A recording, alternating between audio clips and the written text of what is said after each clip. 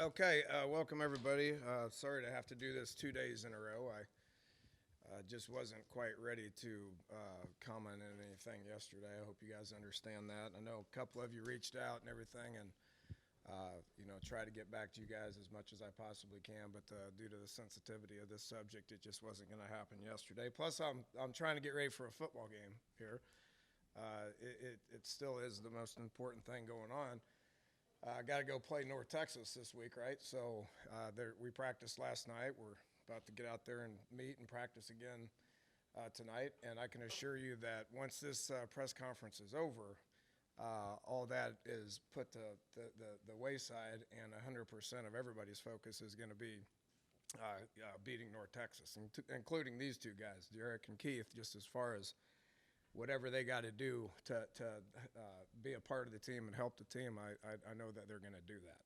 So basically, just going back a few days ago, this was a decision that was discussed. I have a lot of meetings with our players, and a lot of times, and due to I've been here 8-9 months, right? So I'm still trying to get to know everybody on our football team in a manner to where all these guys understand that they can come in and talk about whatever they want to talk about.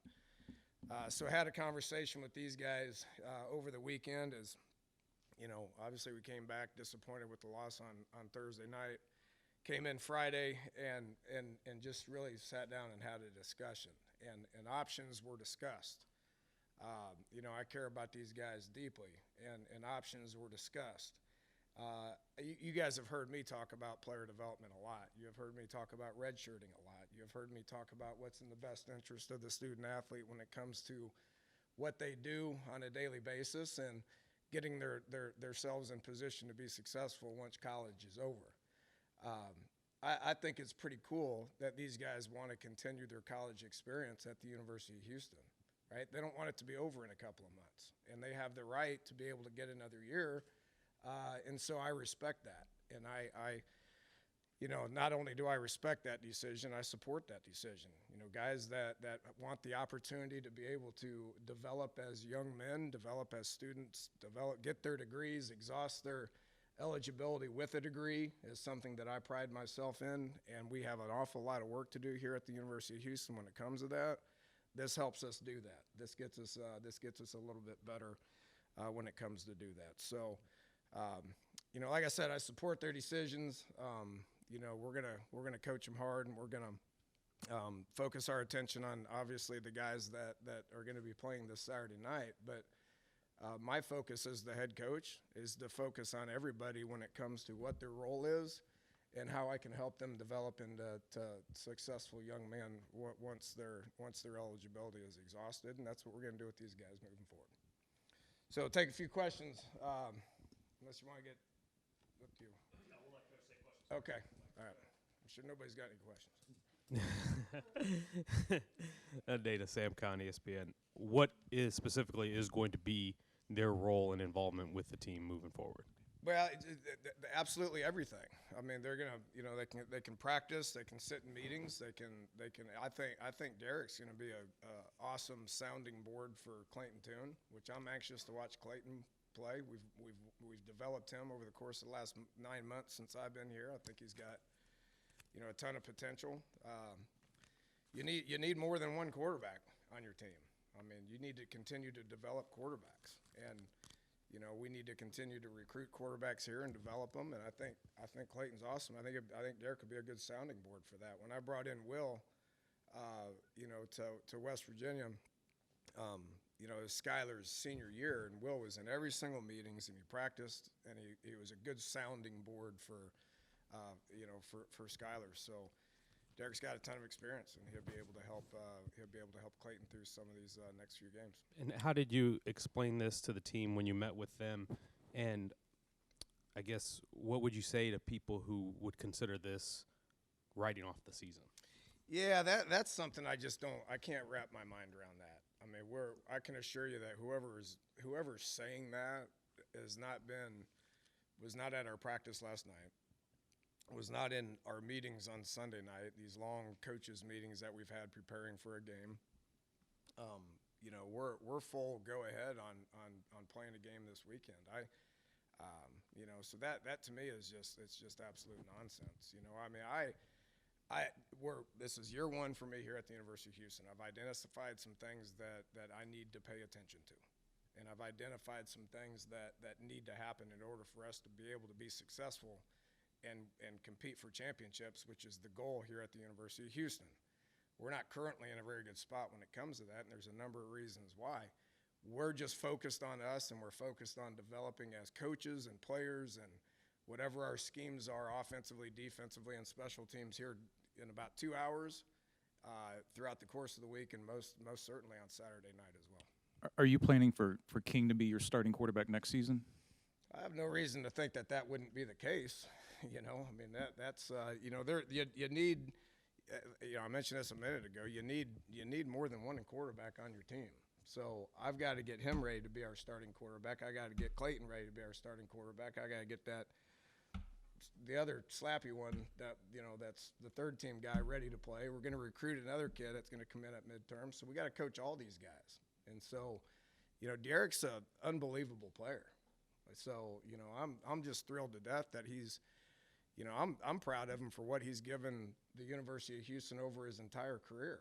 I've only been a part of it for 9 months, but seeing a kid that's done absolutely everything that anybody's ever asked him to do over the course of his whole college career, I mean, that's a special young man. And, he deserves the right to remain in college for another year. I mean, I think who wouldn't want it? It wasn't college like the best time for everybody. If you really think about it, it's kind of the best time for everybody, right? So these guys that want to be a part of the program and continue to develop as young men, I think is pretty damn smart, And my experiences with this thing is when you get a team that's old, mature, and experienced, there's something happens to those guys that are fifth-year seniors. And we got way too many guys on this football team right now that are not in position to be able to be fifth-year seniors. And that makes it hard to win championships. Coach, with all those players that you mentioned that have the available redshirt years, is this conversation that's been had with all these guys that have that potential? I haven't had it with all of them. Everybody's different. But I've had this conversation with a good bit of them, and the older you get, the more critical it gets, obviously, right? So, the conversation was with Clayton as far as redshirting this year, which we're going to try to do. But the one that takes priority with it is Derek, based on the fact that he's a senior. You got to do it right now. If a Saturday night hits and he's playing, that's not an option anymore. So it gets to a point where it becomes a pretty critical situation, and time is pretty critical with guys that are seniors. With those conversations going on, should we expect this to probably be the only two, or are there more coming? I think there's potential for a few more. You've heard me comment on red lighting guys and green lighting guys. And I got numbers by every one of the kids on my depth chart board. This guy's played in 2. This guy's played in 3. This guy's played in 4. Well, he's either playing and it's over or he's not, right? And so it just gets to a point where those discussions happen every week. And based on what that number is, you got to have those conversations. Dana, how much of just not being able to get the offense in terms of where you want it and maybe evolved as quickly, did that factor in? And did the record? I mean, if you're 4-0 or 3-1, does that factor any in terms of whether we're even having this conversation? I think we all have enough common sense when it comes to that, if you go back and really look at it, and it's something that I discussed with these guys, and we'll discuss it with some other guys, and just, quite frankly, discussed it with a few that have decided they want to keep playing, and there's obviously a graduation element from that as well. But you got to year 2 is always better. You go back and you look at throughout the course of our career when it comes to being somewhere year 1 and what's it look like year 2. Year 1 and what's it look like year 2. Go back to 2008, as good as we were in 08, look at what those 09 numbers were. So and the same things happened with, and especially quarterbacks. Year 2 is pretty important. And, Derek's unfortunately, and Keith as well, but a lot of these guys, a lot of the seniors, they've had 4 offenses in 4 years. And that sucks, and it's not fair. And we got a chance to be able to rectify that. So having a guy that's going to be able to come back and play in the same offense in the second year, I mean, that's something you got to take into consideration, So I think we all got enough common sense to be able to. Nobody knows how the season will play out, but would you consider, depending on how it plays out, where you play Clayton 4, keep that red shirt, and maybe go with Logan the last 4? Yeah, I don't see that going down. There's always a injury component. There's rosters change week to week, whether it's an injury component, whether it's a suspension component. There's all kinds of things that can happen. There's a redshirting component to it. There's guys, potentially quitting or getting kicked off, whatever it is. The rosters change week to week, So the only thing that we're focused on right now is beating North Texas, and Clayton's going to line up, and I know he's going to play his tail off, and he's ready. He's got a lot of reps. He got 5 games last year. It's a shame he didn't only play in 4. We'll keep trying to take every individual and try to do what's best for them and try to get them a red shirt if we possibly can. I just think we're all foolish if we know what's going to happen next year or the year after that. Dana, Dana, I can you tell know- us what you like about Clayton too? He's a competitive player. He's talented. He's big. He's strong. He's got a good arm. He's a smart kid. He works hard. He's accurate. He's got good mobility. I mean, I'm not recruiting a transfer because he's in our program. I told him that from ever since spring practice when we evaluated him. I know we got a superstar at quarterback, but you can be the future of what we're doing here. And, he's impressed me with what he's done and his work ethic and his ability as well. Dana, I know Derek's all in here with the Cougars, says he's coming back. Any concern somebody might get in his ear to try to draw him away? Yeah. How do you- how- how there do you- it is. I mean, that's there's you don't. I mean, he's a special player, and there's a lot of coaches out there that cheat, So I mean, he's gonna be up here in a minute. You guys ask him questions and everything, but all indications are he's not going in the transfer portal. So if he's not in the transfer portal, it's kind of against NCAA rules and regulations to be pursuing that, so to speak. So I got no reason to believe that. I've never got the impression that Derek is leading me astray in anything over the last 9 months. He's a wonderful kid. He's a Houstonian. He's a Houston Cougar. He chose to come to this school, and I think he's very proud of being here and wants to continue to develop and make the University of Houston football program as good as it possibly can be. One more for Coach, and then we'll get the players up here. I'll let Sam ask the last one.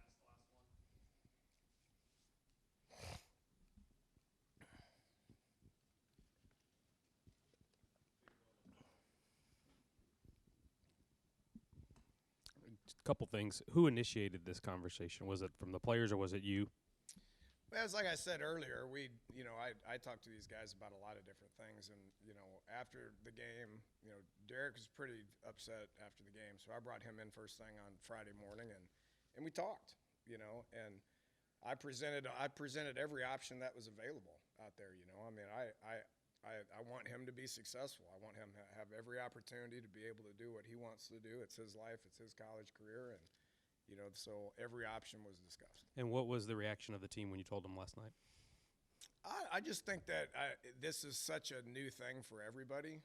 I mean, one of the reasons why everybody's here and it's a big story across the country is because this 4-game thing is new. I mean, last year was the first year. Everybody used it differently. I think probably the NCAA is probably upset with me right now because this wasn't the intent of the rule. One of the things that the intent was the rule was what I dealt with 3 or 4 years ago.